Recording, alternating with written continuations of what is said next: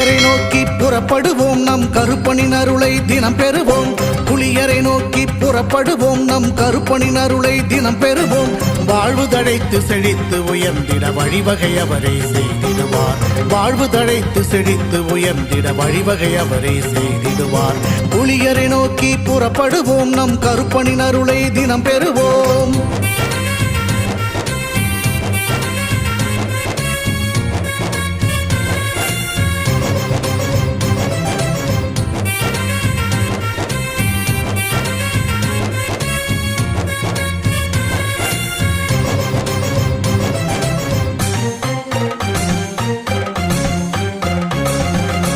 அல்லும் பகலும் அலைந்தேன், விதி அழைத்திடும் பாதையில் பயணம் தினம் செய்தேன்.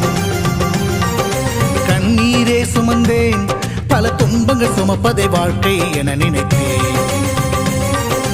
இன்பம் என்றால் அது என்னவென்று கனவிலும் கூட கண்டதில்லை. எரிமலை பிழம்பில் நீந்துவதே பிறவி பயன் என நான் இருந்தேன். கருப்பசாமியை